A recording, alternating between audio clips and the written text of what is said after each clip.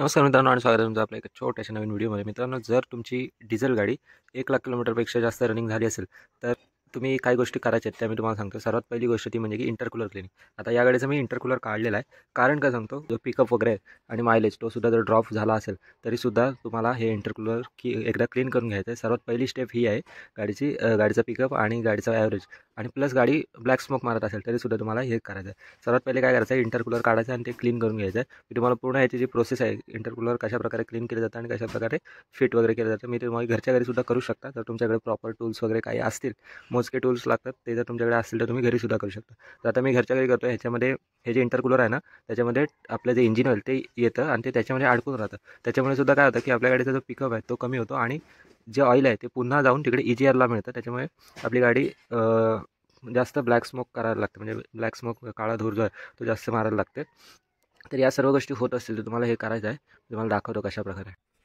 तर बघू शकता, हे मी काढलेलं आहे. इथे असतं इंटरकूलरची जागा. मी इंटरकूलर काढलेलं आहे आणि ह्याच्या आतमध्ये जर बघितलं, ह्याच्या आतमध्ये थोडंफार असं ऑइल वगैरे आलेलं आहे. तर हे ऑइल इथे खाली स्टोअर झालेलं आहे. या ऑइलमुळे काय होतं की एअर फ्लो जो आहे ना आपला, तो सुद्धा कमी होतो. त्याच्यामुळे सुद्धा आपल्या गाडीचा पिकअप जो आहे तो लो होऊन जातो. तर ही सर्वात पहिली स्टेप आहे. आता मी इंटरकूलर बाहेर काढले. आता हे सर्व पाईप वगैरे काढतो. आता बघितलं, या पाईपमध्ये सुद्धा थोडंफार ऑइल आलेलं. तर मित्रांनो बघू शकता, हा जो पाईप आहे ना, हा जातो इकडे EGRकडे या साईड. तर आता ह्याच्यामध्ये सुद्धा ऑइल आलेलं आहे बघा, बऱ्यापैकी ऑइल ह्याच्यामध्ये आलेलं आहे. तर हे सर्व आपल्याला क्लीन करून घ्यायचं आहे. ह्याच्यामध्ये हे जे डिझेल इंजिन आहेत, बऱ्याचशा डिझेल गाड्यांचा असा प्रॉब्लेम होतो की त्या गाड्या इंजिन ऑइल खेचलं जातं. इंजिन ऑइल हे आपल्या इंटरकूलरमध्ये येतं. आता या गाडीचा सुद्धा सेम प्रॉब्लेम झालेला आहे. बघू शकता, याच्या आतमध्ये इंजिन ऑइल आलेलं आहे. तुम्हाला दाखवतो, हे बघा, याच्या आतमध्ये सुद्धा इंजिन ऑइल आलेलं आहे पूर्णपणे. ह्याच्यामध्ये बरं जवळजवळ इतक्यापर्यंत हे इंजिन ऑइल आपलं फिल झालं आहे. म्हणजे नाही बोललं तरी 300 mlच्या आसपास इंजिन ऑइल ह्याच्यामध्ये आलेलं आहे. ते मी आता बाहेर काढतो आणि पुन्हा ह्याला क्लीन करून टाकतो पूर्णपणे. आता ह्याच्या आतमध्ये जर बघितलं थोडंफार इंजिन ऑइल आपल्याला दिसत असेल, पण बाकी तसं बघायला गेलं तर क्लीन आहे. मी काही दिवसापूर्वी, काही किलोमीटरपूर्वी, एक 30-40 हजार किलोमीटरच्या आधी केलं होतं मी हे क्लीन.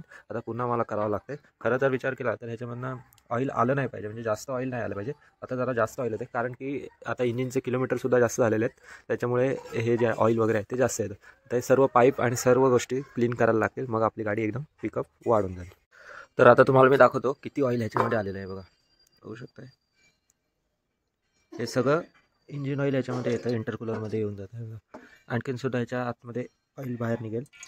जसं आपण हे करू. आता ह्याला मी डिझेलनी क्लीन करणार आहे. वरनं डिझेल टाकणार, थोडा वेळ त्याच्यामध्ये राहून देणार आणि मग ते डिझेलनी सर्व बाहेर काढणार. आता मी क्लीन वगैरे करतो आणि मग तुम्हाला दाखवतो कशा प्रकारे झालेलं आहे. A few moments later. मित्रांनो बघू शकताय, इंटरकूलर जे आहे ते किती क्लीन झालेलं आहे. याच्या आतमध्ये जर बघितलं आहे बघा, तुम्हाला दाखवतो आहे बघा, पूर्णपणे क्लीन झालेलं आहे. इकडनं सुद्धा मी सगळं ऑइल वगैरे आहे ते डिझेल टाकून साफ करून घेतलं आहे. सर्व गोष्टी अशा प्रकारे झालेल्या. आता हे फिटिंग करून घेतो.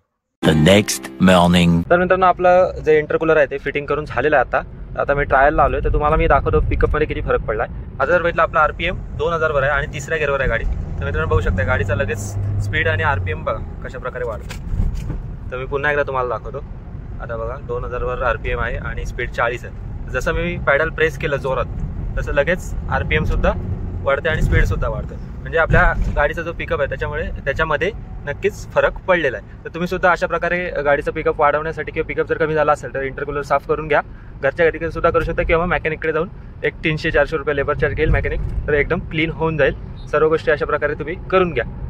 त्याच्यामुळे तुमचा मायलेजचा पण प्रॉब्लेम सॉल्व्ह होईल, पिकअपचा पण प्रॉब्लेम सॉल्व्ह होईल आणि मग ब्लॅक स्मोकचा जो प्रॉब्लेम असतो तो सुद्धा सॉल्व्ह होऊन जाईल. तर कशी वाटली आजची व्हिडिओ? छोटीशी व्हिडिओ होती. कशी वाटली कमेंट करून नक्की सांगा. जर व्हिडिओ आवडली असेल तर व्हिडिओ लाईक करा, शेअर करा आणि जर चॅनलवर नवीन आले असेल तर चॅनलला नक्की सबस्क्राईब करा. भेटूया आणखी एका अशा छोट्याशा नवीन व्हिडिओमध्ये. धन्यवाद.